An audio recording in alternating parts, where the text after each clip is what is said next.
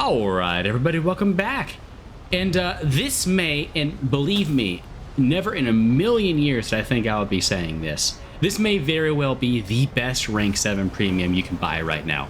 Yesterday, as of time of recording, Gaijin went ahead and just randomly decided to drop the J-7D from 11.0 down to 10.7, and this makes the vehicle very strong for its battle rating.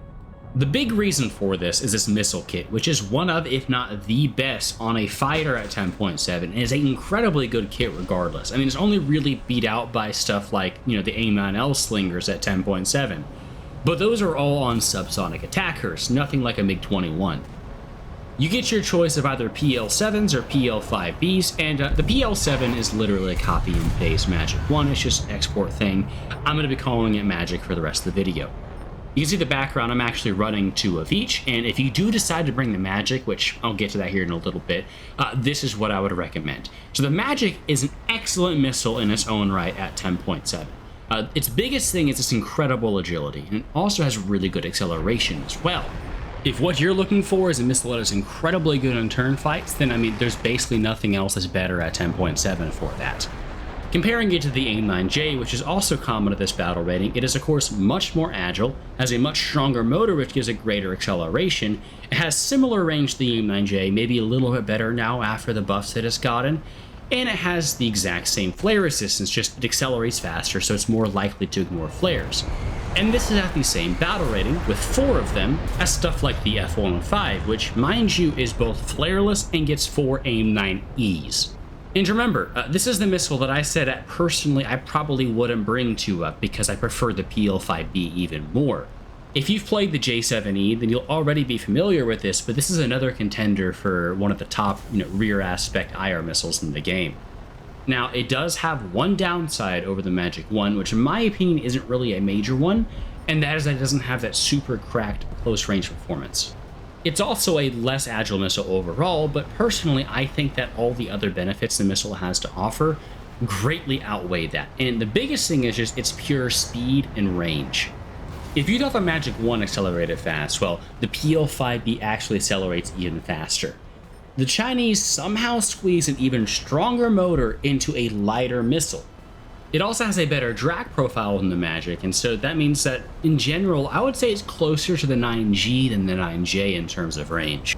And mind you, that is with a 2-second burn time. The 9G burns for over 5. Now, that does come with the caveat that if a player sees the missile coming, they can maneuver and it's easier to bleed at speed because it's not going to be powered during that time. But let's just be real, at this BR, most likely, if they see the missile coming, they're just going to pop the flares anyways. That 2-second burn time while still having good range means that you can get a lot more surprise shots on people, because remember, once the missile burns out, the diamond goes away. That gives you more of a chance to fire the missile while the enemy isn't looking at you. To be quite honest, either missile you choose to run is going to treat you very well, especially at this battle rating, and I won't fault you regardless of which way you decide to go. Just personally, I see more use out of the extra range that you get with the PL-5B rather than that super close range performance. If you find yourself taking more shots within like 2 kilometers or so or less though, I'd probably say just stick with the Magic. Also, the kit isn't the only reason why the J-7D is actually great at this battle rating. The flight model, surprisingly, is another reason why. Most of y'all should be familiar with the fact that the J-7D is basically a MiG-21 MF airframe, but is actually slightly lighter than the MF, while also having a better engine with more thrust at literally every speed. If I go ahead and I add the MiG-21 S&T to the equation, well, yes, it does have more thrust at basically every speed than the J-7D, it also weighs substantially more, and so the thrust to weight, which is the crucial thing in dogfights, is worse at basically every speed besides like 1,000 kilometers an hour or more. So basically the S&T would lose the dogfight, but it would be able to out-accelerate the J-7D at higher speeds and probably run away. But that's only on the deck. If you start climbing, the J-7D's engine actually outperforms the S&T engines at altitude. This is at 8 kilometers, for example, and above around 800 to 900 kilometers an hour or so, the J-7D once again has a better thrust-to-weight ratio. So just to recap, we have a MiG-21 at the same BR that is lighter than both of them. It has an engine that is either completely better or better in almost every single metric, depending on exactly which plane you're looking at. And that's on top of the massively better kit, because let's just face it, the PL5B or Magic 1, either one is definitely much better than the base R60. It's also more capable of defending itself as well, because on top of everything else we've already listed, it also gets more countermeasures at 72. To be fair, it's not a massive amount more than the 64 that you can get on the SMT or MF, but I mean, hey, it is still a thing. Another smaller thing is that technically your RWR is also better than what you'll find on the MiG-21 SMT and MF. Now, realistically, if you just play AORB like I do and where this plane shines, it's not going to make a difference. They both have the horrible 4 antenna approach that only covers, front left, front right, back left, and back right. But this does get more bands. The thing is, the SPO-10 already covers the 2 bands that basically every plane you are ever going to see uses. That is I for the vast majority of planes, including other J-7Ds, and J-band, which you will find on 2 types of planes, MiG-21s and MiG-23s. And speaking of, that is one thing I have to give to the Russian MiG-21s, and that is that J-band is actually not detected by quite a few RWRs in this region. So having an I-band radar is a bit of a disadvantage in that regard. You also, unlike the Russian MiG-21s, don't get IFF on your radar. So if you play Sim, you're going to have to identify every plane you fight visually. For ARB, however, this really doesn't matter at all because we have markers.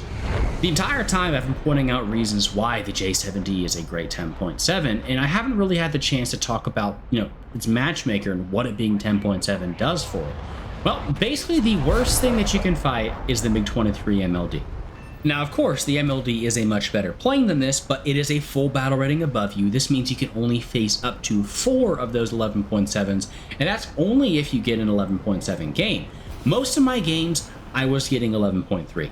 You may have noticed a distinct lack of down-tier footage, and that is because I only got maybe 2 or 3 down-tier games the entire time playing this vehicle. So I figured it wasn't fair to show those off. And to be honest, even in 11.3 matches, you are still completely capable of facing basically everything you see. Honestly, the plane was already fine at 11.0, and so basically now you're the same BR as much worse aircraft than you. And sure, you're fighting higher tier vehicles most of the games, but you're essentially equivalent to them anyways. So if you were looking to grind the Chinese tree, now is a great time to do so, especially because the J-11B just got leaked. This is the same leaker who has gotten the last 8 updates right, by the way. If you want to hear more about that, I did actually cover Chinese flankers in a dedicated video in my What to Expect series. There is a playlist on my channel if you'd like to go and check that out. If things go according to plan, we might have a couple more videos there in the next few weeks. And in any case, I hope you enjoyed the video. If you did, let me know in the comments down below. And by the way, if you're deciding to go ahead and pick it up, a slight chill, but you can get yourself a 3% discount and my nice decal as well if you use my link in the description. Alternatively, wait for the Christmas sale because the J-7D is likely going to be going on sale then, and you can probably get it for 50% off instead of 3, while still getting the decal. Hope you have a great day, and I'll catch y'all next time. So, peace, y'all.